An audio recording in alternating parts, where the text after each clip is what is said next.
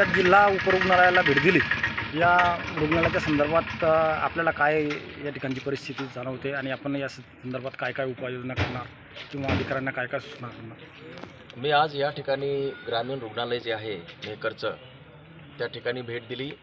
इथे खूप मोठ्या प्रमाणात पेशंटची वर्दळ आहे. मेहकर हे जे मेहकरचं लोकेशन जे आहे ते मध्यवर्ती असल्यानं याला अटॅच असलेली जी गावं आहेत त्यांच्या दृष्टीनं मेहकर हे अतिशय महत्त्वाचा पॉईंट असल्यानं सगळे पेशंट या ठिकाणी येतात. काही खाजगीकडे जातात, पण जे गोरगरीब पेशंट आहेत सगळे पेशंट हे या रुग्णालयामध्ये येतात. जे पाणी, आरोग्य आणि शिक्षण ह्या ज्या मूलभूत गरजा सांगतात त्यामध्ये आरोग्य ही अतिशय महत्त्वाची बाब आहे आपल्या सगळ्यांच्या जीवनामध्ये. त्यामुळे मी मुद्दामहून आज या ठिकाणी भेट दिली. तेव्हा लक्षात आलं की अनेक डॉक्टर स्टाफ या ठिकाणी चांगला आहे, परंतु सोयी सुविधांचा अभाव मात्र मला प्रकर्षानं जाणवला. होतकरू डॉक्टर्स आहेत, स्टाफ चांगला आहे, परंतु त्यांची संख्या पुरेशा प्रमाणामध्ये नाही.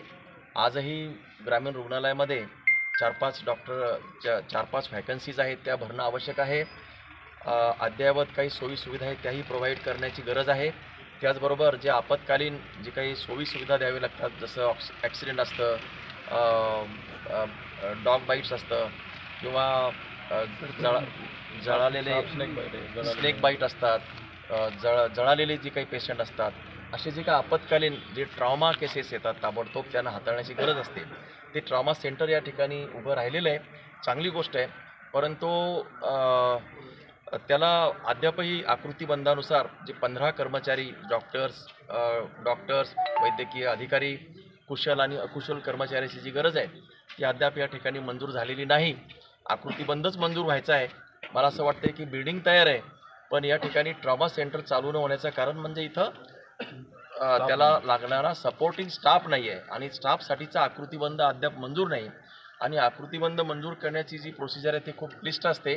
कदाचित त्यामुळंच ही खूप दिवसापासून बिल्डिंग तयार आहे पण स्टाफ तयार नाही आहे. म्हणजे आकृतिबंध नाही म्हणजे पदच नाही, अधिकारीच नाही आहे तिथे. तर ते आकृतिबंधाचं काम फार तातडीनं हाताशी घ्यावं लागेल. मी त्यांच्याकडनं आज आपल्या अधिकाऱ्यांच्याकडनं हा प्रस्ताव घेतो आणि या संदर्भात शासन स्तरावरती अतिशय वेगाने त्याचा पाठपुरावा करतो आणि 1-2 महिन्यामध्ये आकृतिबंध मंजूर घेण्यासाठीचा मी प्रयत्न करतो.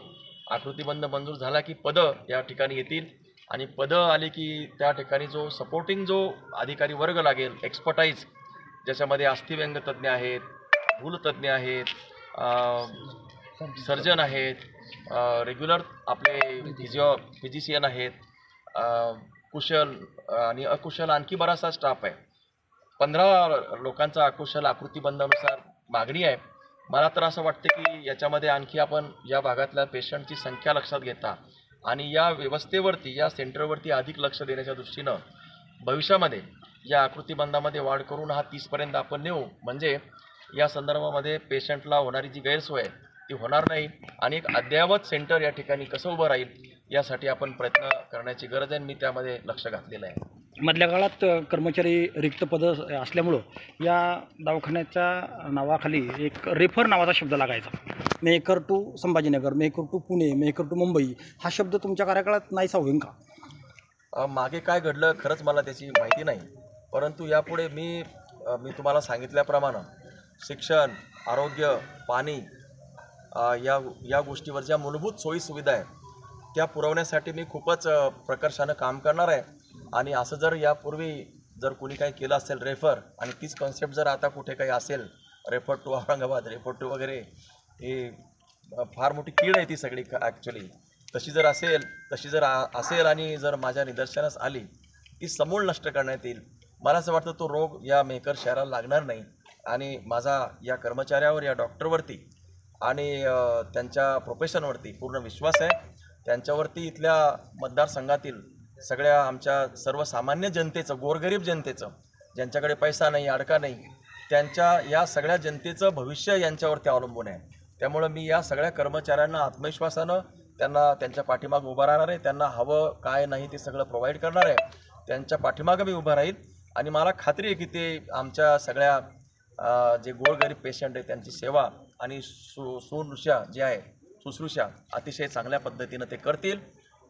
आणि जो काही तो जो रेफर कार्यक्रम आहे तो बंद होईल यानंतर. एक शेवटचा प्रश्न आहे, तालुक्याची एकंदरीत आर्थिक स्थिती आणि सामाजिक स्थिती जर बघितली, भौगोलिक स्थिती, तर अतिशय गरीब शेतकरी या वर्गा परिसरामध्ये राहतो, कारण उद्योगधंदे नसल्यामुळं.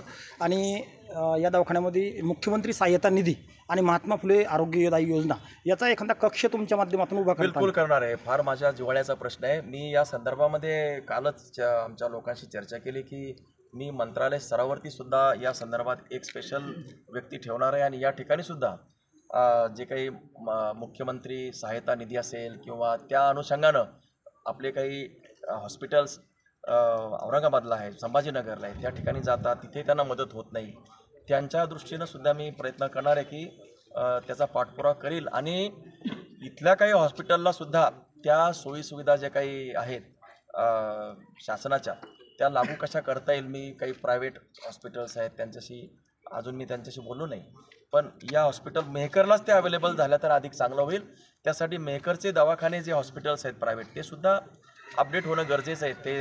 त्या संदर्भात मी त्या सगळ्या डॉक्टरांशी, विशेषतः जे हॉस्पिटल्स ज्यांनी बांधले त्यांच्याशी मी चर्चा करणार आहे. आणि या योजना जसं की या सगळ्या पेशंटला लागू होतात, त्या योजना यांना कोणकोणत्या हॉस्पिटलला लावता येतील का, त्याची पण मी तपासणी करणार आहे, चाचपणी करणार आहे.